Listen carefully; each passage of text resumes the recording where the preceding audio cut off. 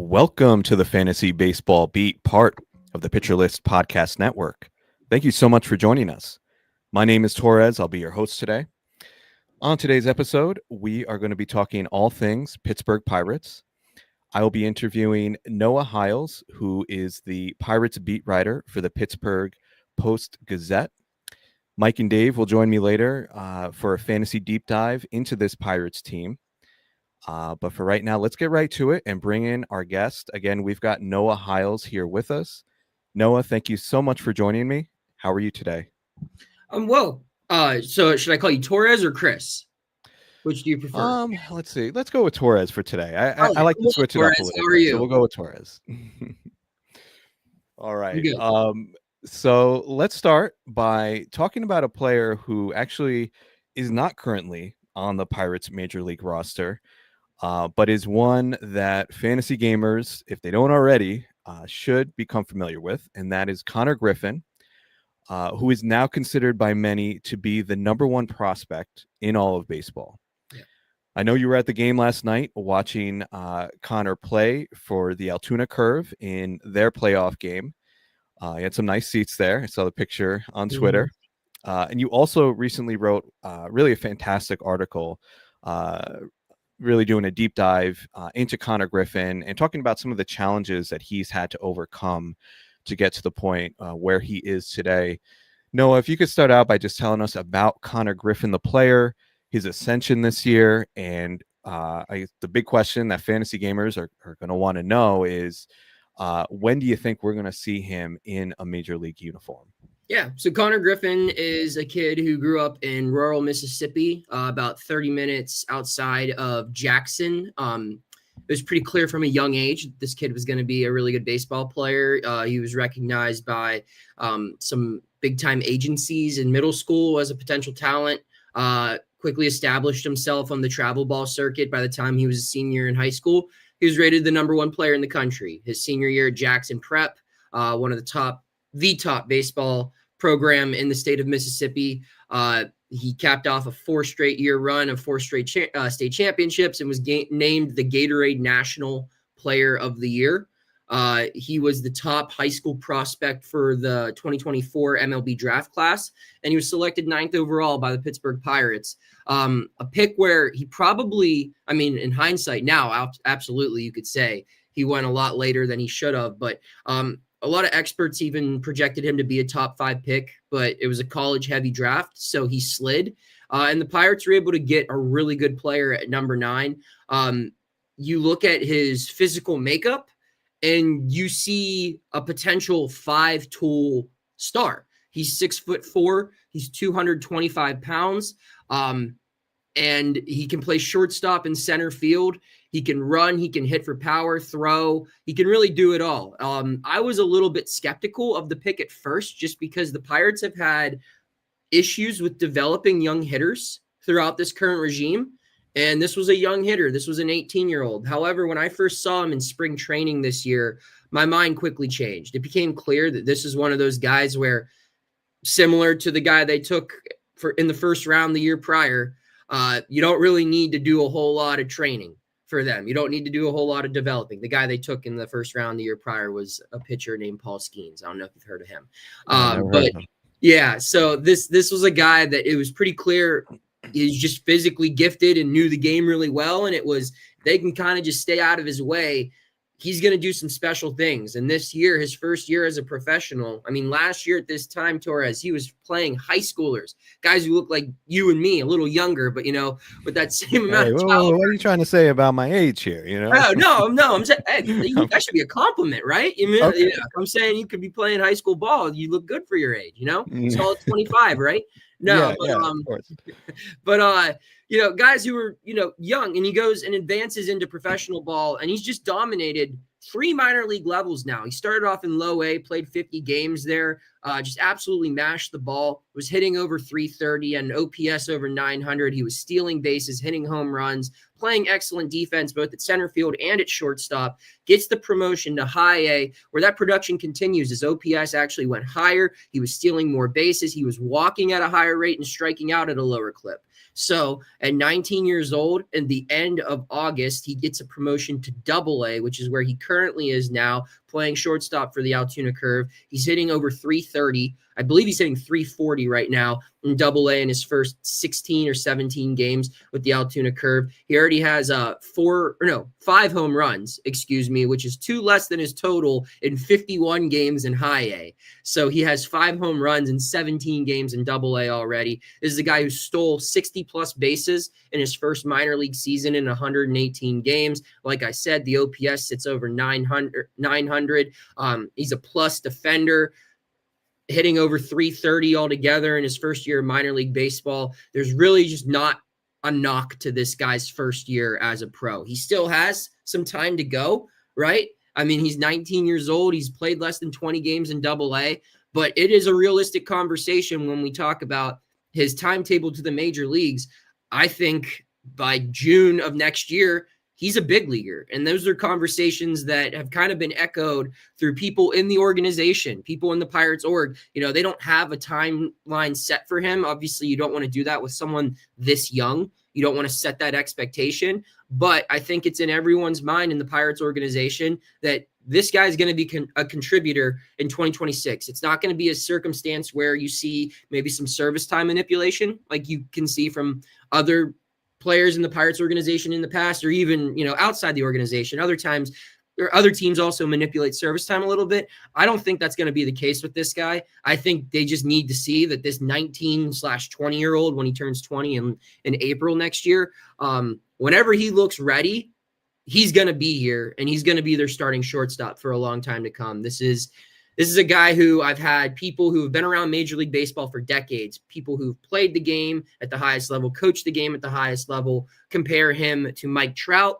They've compared him to Cal Ripken Jr., Alex Rodriguez. Those were 3 comparisons I received from people who played Major League Baseball. That's what they compared Connor Griffin to. Wow, that is exciting. I mean, this dude sounds like the real deal.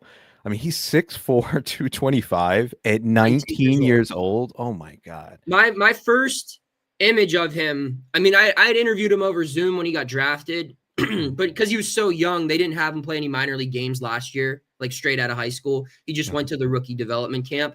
So I walked into the clubhouse the first day of spring training when pitchers and catchers reported.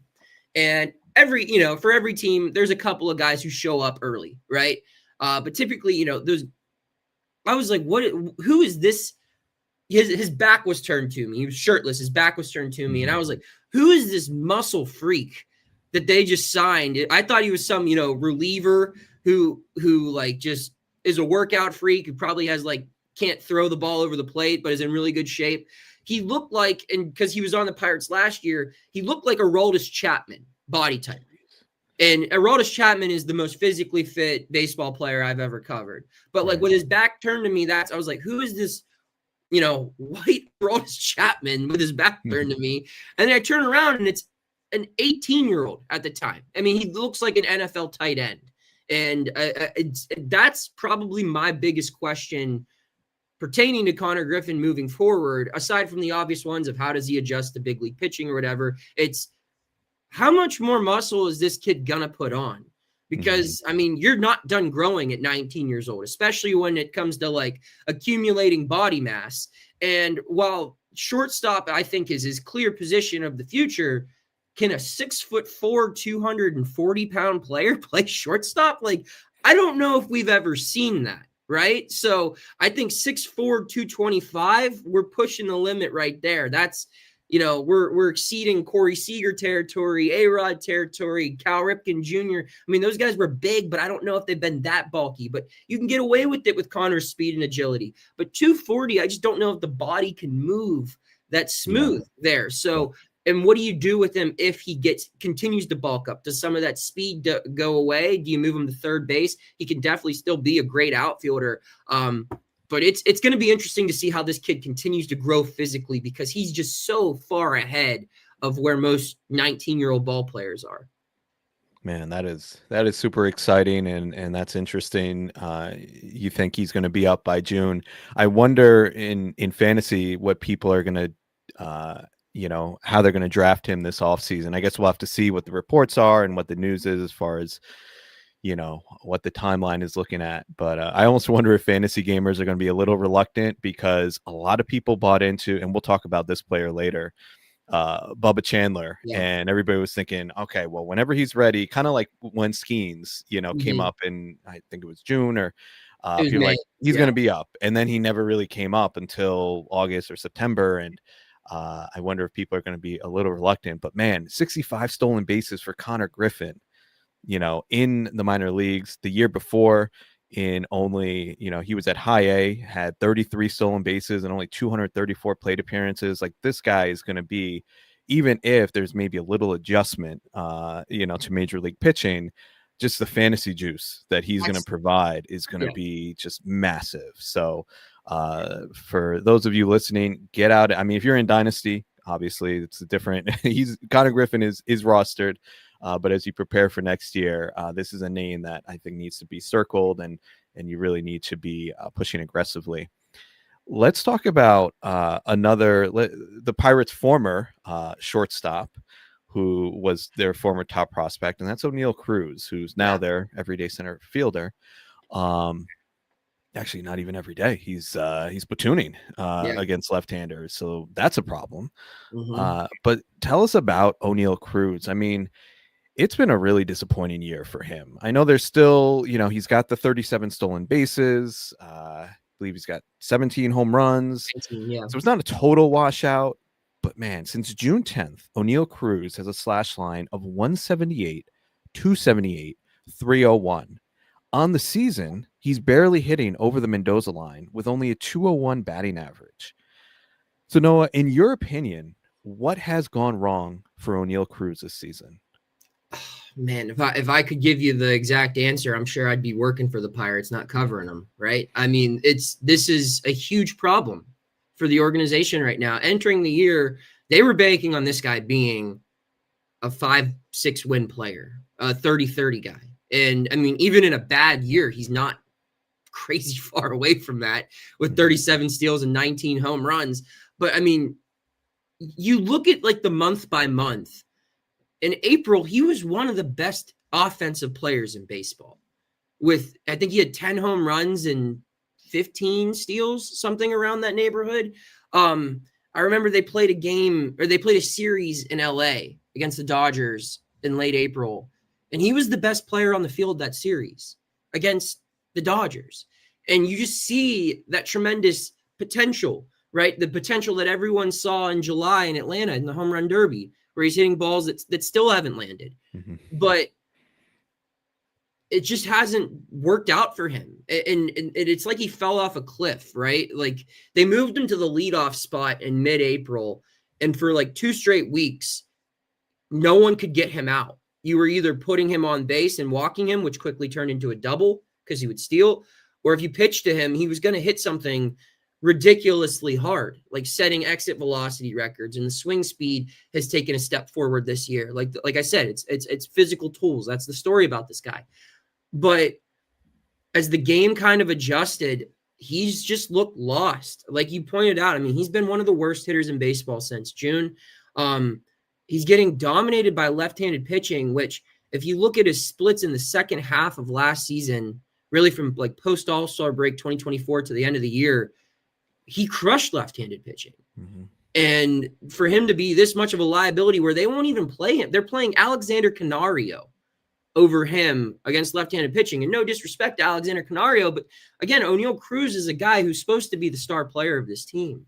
And he just looks lost. His approach is, in my opinion, way too laxed. He's watching way too many pitches. And if you look at the metrics of how he performs when he's behind in the count, it's everyone typically performs worse when they have 2 strikes, right? That's just the thing of baseball. Mm-hmm. But his numbers are like dramatically lower than even the expected rate for an average player with 2 strikes. The at bat is essentially over once he gets behind in the count, and he's going up there and watching too many pitches. It looks like he's guessing and guessing wrong all the time. And if he doesn't get the one exact pitch in the exact location that he's sitting, he's striking out. And it's become a common theme where this guy will go 0 for 4 with 3 strikeouts. And a lot of these strikeouts are strikeouts looking. It just tells me that he's in his own way right now. That he has no consistent approach at the plate that he feels confident in. And that's tough when you're at this point in his career. At this point in the Oneil Cruz timeline, a lot of people expected this guy to be an all-star, to be what Elly De La Cruz is. And I know we keep comparing those two because they have the similar build, and I mean, their names are even kind of similar, right? But like, you just look at the one guy and the other, and the one guy has continually got better. And Oneil Cruz, I mean, he is an objectively worse player than he was last year. And last year he was just, he was kind of good. But even then, when he had 20 plus home runs, 20 plus steals, you were waiting for that next gear to be hit. And I don't know if it's the move to center field that took some wind out of his sails. I don't know if he's just disengaged because the team's been so bad this year. I think there is some frustration for him being in a lineup where there's no lineup protection. And if you look at how opposing pitchers go up against him, especially earlier in the year, his bat was totally different than everyone else's at bat. Like, because he can hit a ball 450 feet still. But I think that maybe there's a little bit of exhaustion and fatigue on his end of knowing that I'm the only guy that pitchers are really coming after right now and like trying to avoid. And it's tough when you get nothing to hit because there's no one around you that's really hitting. But at the same time, them's the breaks when you're the best hitter on a team. Like that's the reality that Mike Trout's gone through for his whole career, and Elly De La Cruz in Cincinnati. I mean, who else are you fearing in that lineup, right? Like, that's just the reality of playing Major League Baseball. When you're the best player on the team, you're not going to get a lot of good pitches to hit. It's on you to figure it out. And he really failed at that this year. This was an immense disappointment for him. And you head into 2026, if you're the Pirates, you really have to wonder, what can you actually expect from this guy? Because you need him to be a 5-WAR player. Is that even remotely responsible to expect at this point? Can you hope that he gets back to like that 2-WAR, 3-WAR platform? Can you get there? I don't know. They need him to be way more than he has been this year. I wonder if he's a change of scenery guy. Like, I think so. You mentioned like him, just maybe it's fatigue, exhaustion, just in that situation. He doesn't seem particularly, I don't know, just from what I see, doesn't seem particularly happy there. That could just be, I have no idea. But it just, I wonder if he went to a different organization, if there would be, an improvement. But do you think for sure, like what would you say are the chances he's with Pittsburgh? Do you think there's any chance of a trade, or he's going to be their center fielder next year? I don't think they can trade him now because his value's too low. Okay. They would be, you'd be wasting a great asset who still has 3 years of control. I think the best thing the Pirates can do to help Oneil Cruz, I think he needs a veteran Latin player who isn't just in the twilight of his career, but someone who is in their prime and can kind of say like, hey man, I've gone through everything that you've gone through. And I get it, but this is how you have to go about your workday. I think the one guy that he's really connected with throughout his time in Pittsburgh was Carlos Santana. And he really missed out on some very, big mentorship moments with Santana, because in 2023, he broke his ankle 9 games into the season and was out for the whole year. And they ended up trading Santana in July. But I think that's something that they need to get more of in this team. And just like, some people will overrate the veteran presence in a clubhouse. I personally think it is especially beneficial for Latin players, just because they're far away from home, and it's just a whole different life that they're living compared to, having your family one state over or whatever. And if you bring in like a veteran guy who says like, yeah, you know what, I've gone through all of these things and I figured it out, something that they can connect with a little bit more. You've seen it in other baseball dynasties, right? You bring in that kind of veteran leader who connects with the younger players, and it takes off. And I think that that's something the Pirates could really benefit from for Oneil Cruz, just having someone that he can kind of look up to and not feel like, hey, the weight is all on your shoulders. No, like, here's someone you can lean on a little bit. Right. Noah, let's move to talking about this Pittsburgh rotation. Pirates have a lot of young and very interesting arms. Obviously, you've got Skeens at the top. I do know who he is, by the way. Heard of him. But so you've got Skeens as the number one there. But they've had some interesting arms come up this year and flash. Give us your best guess on what this rotation looks like heading into 2026. All right. So yeah, that Skeens guy's probably going to be in the number one spot. If he's not, then something went Pretty good. drastically He's wrong. pretty He's good. pretty good. Yeah. I'll say this. I don't expect Mitch Keller to be back next year. I think that he will be traded this offseason. So I think their number two spot in the rotation is going to be a free agent. I think that you looked, I mean, they have a surplus of young arms. One thing that they're missing is left-handed pitching. They really only have like one left-handed starter, and it's a guy in AAA, Hunter Barco. He's a top 100 prospect. He'll be up sometime next year. I don't think he's going to be on the opening day roster. So I think I expect them to sign or acquire a veteran left-hander who can start the year as their number two starter. He won't finish the year as the number two starter because I think that will eventually be taken over by a Bubba Chandler, a Braxton Ashcraft, a whoever else is in the organization. But they're going to want a second established veteran presence at the top of that rotation behind Skeens, a left-hander probably, because left-handers actually do, if you look at the metric history, left-handed pitchers perform pretty well in PNC Park by the way the ballpark's built. So I think that'll be a number two. And then 3, 4, 5, you're looking at Johan Oviedo will be in there, a guy who was pretty solid in 23, missed all of last season due to Tommy John. He's made a couple of starts this year. He looks like a WWE wrestler, man. This guy is huge. I like his stuff. I think he can be at worst an innings eater. Someone who can log 180 innings, which you kind of need in the middle of your rotation. And I think at best he can be a number 2, number 3 starter. So I expect him to be in the mix there. Bubba Chandler, obviously the top pitching prospect in baseball, will be in the mix there. I don't know if it's an absolute guarantee that he's in the opening day starting rotation. I think it's a guarantee that he's on the roster in some capacity. It's just he needs to show the ability to go deeper into ball games. And then you have a couple of other guys, Braxton Ashcraft, Mike Burrows. Those are two guys that I would look at as, the two competing for that final rotation spot. I think Ashcraft is the better of the two. His stuff is nasty. His numbers have been phenomenal this season, but this is a guy who has a ton of injury history. Lots of surgeries, lots of missed time. I think entering this year, his career high in innings pitched in a professional season was under 70. So they're really trying to be cautious with how they use him on the mound. And if he is in the starting rotation at the start of the season, I'm not entirely sure that he's going to finish the year as a starter. I think he's going to be a guy that they have to switch back and forth to the bullpen. So that leaves Burrows in play. Jared Jones is a guy who will be in the rotation next year. He just won't be in on opening day. I don't think he'll be ready by then. So yeah, I'll go with Skeens, veteran left-hander, Oviedo, Chandler, and then I'll say Ashcraft as the 5th. Okay. All right. Good stuff. Yeah, Oviedo's been a guy who's been a boon for people who picked him up in fantasy over this past month or so. Showing some pretty interesting skills with a 13% swinging strike rate, 30.6% CSW. He's doing really well in terms of in-zone contact rate, has really gone down. So definitely seems like the Pirates had a nice find there with Johan Oviedo. And you mentioned Jared Jones. Where's he at in his recovery, and when do you think we see him back with the team?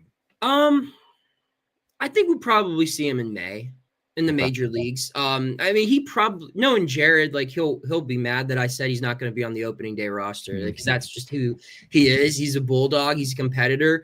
But I just don't see a need to rush him, especially when you look at the guys that they have to fill his spot for 1 month in the rotation. It's not like they're picking through scrubs. I mean, they have a lot of legitimate options internally, and like I said, they'll probably sign another guy or two as well. And their history throughout this regime of signing pitchers has gone pretty well. Like these veteran guys who they just need you to cover 80 innings in the first half of a season. They hit on those guys.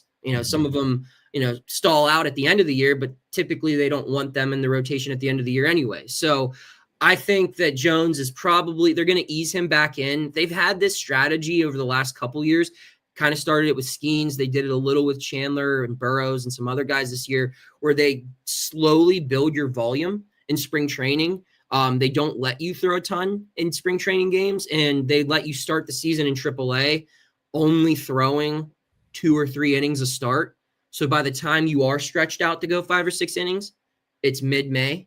And then you can join the major league team with only 20-something innings of work under your belt. So you're primed to throw 100 to 120 innings in the major leagues, and you meet that 140 inning mark having done most of your work at the game's highest level. I kind of expect that to be the story with Jones this year. I think they're going to really take it easy on him in spring training. He's probably going to hate that, but he's going to go through it, and then they're going to build him up in some rehab assignments. And I think by May, probably mid-May, he'll be back in the rotation. Got it. You have time for one more question, Noah? I got time for. All right. I wanted to ask you about that guy we mentioned, Paul Skeens. Mm-hmm. And there's not much to say, in terms of his performance. Like, the dude is a stud. Right. It sounds like it looks like he's going to win the Cy Young. But what I want to ask you about is, what is he like off the field? Like, if you could just give our listeners, we see the stuff with Livy Dunn, like he's kind of become a little bit of a celebrity, because of that. But give us a glimpse into his personality and his clubhouse presence. If I could define it in one word, it would be disciplined. He gets the tag some people will call him robotic, or, like he's like not a human, but I just think the military discipline is pretty clear with him. I think just every second of his day is accounted for. It's just like something along the lines of, okay, well, if I commit 1 second to something outside of my plan, there's a very good chance it could turn into 10 minutes, right? If I talk to this one person here in the clubhouse, then other people are going to see I'm talking, and then all of a sudden it's going to turn into a 20-minute scrum, and I'm going to be late to my workout. I'm going to be late to this. And I think from a very early part of his professional career, he recognized that, my journey is going to be a lot different than a lot of people. This is a guy who also went from, in a span of 2 years, went from a two-way player at the Air Force Academy to the best pitcher in the world. And no one can really prepare for the social adjustment that one has to make from doing no interviews at all to being one of the faces of the sport. So I think his adjustment to that is just kind of being hyper focused on the task at hand. If he had it his way, I said this the other day when I was going to play in my, men's league softball game. It's like, this is what Paul Skeens wishes Major League Baseball was like, where you could just show up with your friends, play the game, and go home, but still get paid what he gets paid, and that's just kind of how he goes about it. This is just his thing. This is one of his only interests in life, really. And it's his only focus. It's all he thinks about when he's at the ballpark and when he's not at the ballpark. Even when he's not thinking about baseball, it's an intended purpose of, okay, part of the way I get better at baseball is by not thinking about baseball in these next 3 hours. And then it's back to thinking about baseball. That's just kind of how he operates. It's very interesting to follow and cover because, I think he's going to be a guy that when it's all said and done, he's going to be one of those, those one name guys, those Tigers, LeBron, those type players where he's recognized as one of the best to ever play his sport. And those players, you kind of talk about how they're a little bit different up here, right? That's what's required to be that dominant for that long. I think Paul has that mentality. And if the body holds up, I don't really see anything stopping him from doing that because of the way he just goes about his business. Mm-hmm. All right. Interesting. Well, thank you for that perspective. And thank you for your perspective on all of this. This was really great, Noah. Thank you for your time. If you could tell our listeners where they can find your work, where they can find you on social media, and anything else that you wanted to plug. Yeah. Go ahead and check out all of my work. You can find it at post-gazette.com. You can follow me on social media on X _Noah Hiles. My pin tweet, if I'm going to promote one thing, you kind of talked about it already. It's my feature I wrote on Connor Griffin. It's my pin tweet. It's a jarring photo when you see the pin tweet of a kid who was in an accident and nearly lost his eye. But it tells the story of a guy who I think is going to be one of our one of our game's next top stars. So I would recommend everyone giving that a read if you can. So, but yeah, thank you for having me on. This was a lot of fun. Yeah, and I just want to plug that article. It was so good. And you do, so it is behind a paywall, but it's 99 cents. Yeah. And I signed up, and I encourage anybody, and support good writing. It's 99 cents for 4 weeks is the deal that the Pittsburgh Post Gazette is running right now. So um, definitely highly recommend that. It's worth it. Well, thank you again, Noah. I am gonna take a quick break, and I'll be back with my co-hosts, Mike and Dave.